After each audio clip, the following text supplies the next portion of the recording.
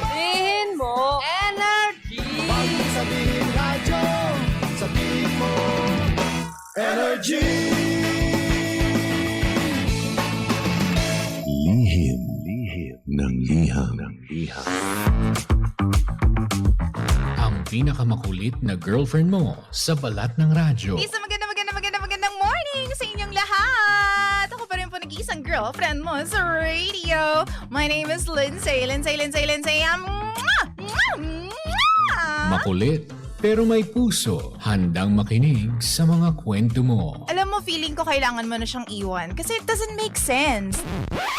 Ang kwento sa lihim ng liham.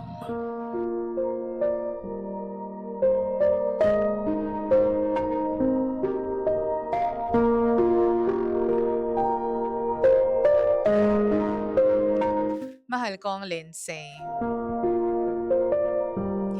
Pakitago niyo na lamang po ako sa pangalang Jo. Isa po akong single mom at meron pong 2 anak. DJ Lindsay, naghiwalay po kami ng tatay ng mga anak ko dahil po sa meron siyang babae. Pero yung babae na po na yun pa po yung babae niya sa unang anak pa lang namin. Akala ko po wala na sila. Pero this year, nung pagkaanak ko po, dito sa pangalawang anak namin, bigla kong naisipan na alamin ang lokasyon ng ex ko, nung tatay ng mga anak ko. Nakita ko sa cellphone ko na nandun siya sa bahay nung babae. All this time po pala, nagkikita pa rin sila nung babae na yon.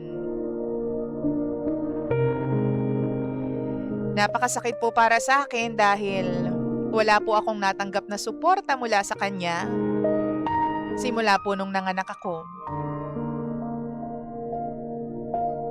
Sobrang na-drain po ako at na-stress. Sama na po ang pagod that time kasi bukod po sa gawaing bahay, ako lamang po ang nagpupuyat para sa mga anak ko. Kaya naman po nung hindi ko na matagalan ang idea na meron po siyang iba, ay nakipaghiwalay na po ako sa kanya.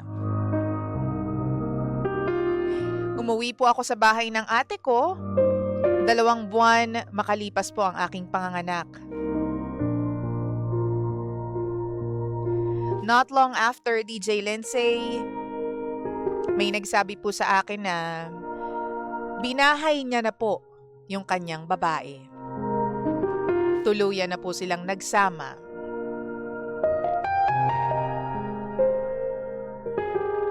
Halos isang taon din po ang dumaan, DJ Lindsay. Bigla pong nagparamdam sa akin yung aking ex. Ang sabi niya po, gusto niya raw makasama yung kanyang mga anak. Nung una kong mabasa yon, para akong nanggigil bigla. Nanggigil sa galit. Hindi po ako komportable sa idea. Sa totoo lang, hindi ko po siya kailangan sa buhay ko. Sapat na po para sa akin yung sakit na nadarama ko, lalo na nung nalaman kong masaya silang namumuhay together nung kanyang babae. Ayoko po ng co-parenting. Naniniwala po kasi ako na kung totoong mahal mo ang anak mo, hindi mo sila bibigyan ng broken family. Hindi mo sila bibigyan ng doubt at hindi mo sila pag-iisipin tulad ng hindi pa ba kami sapat.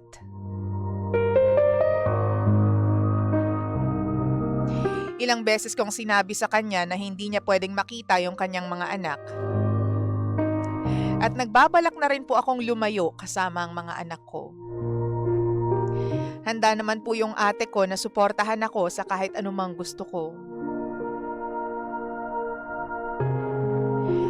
Masama po ba ako kung ilalayo ko ang aking mga anak sa kanilang tatay? Dagdag ko lang din po, hindi po nagsusustento yung ex ko sa mga anak namin. Isang beses nga po nag-aya siyang lumabas. Pero kailangan ko daw maghanda ng baon namin. Kasi ang maiaambag niya lamang daw ay yung kanyang sarili. Meron pa pong time, lumabas kami. Hindi ko po alam kung magkano ba ang pera niya since hiwalay na nga po kami. Pero ako pa rin po ang nag-abono. Dahil yun daw tinatago niyang pera ay pambayad niya lamang daw sa sinangla niyang cellphone. Para daw hindi maremata.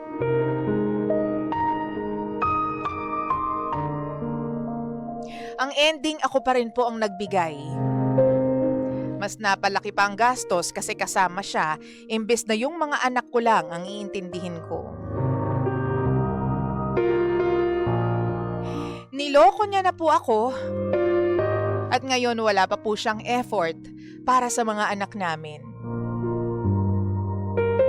Kung tatanungin niyo po ako, DJ Lindsay, kung mahal ko pa siya, siguro.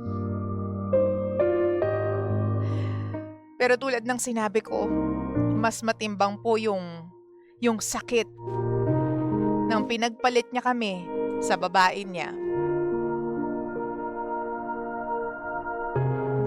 Ano po bang dapat kong gawin, DJ Lindsay? Ayoko na po ng magulong buhay. Ayoko po ng pampagulo ng buhay namin ng mga anak ko. Tulungan niyo po ako. Muli, ako po si Jo. At ito po ang lihim ng aking liham.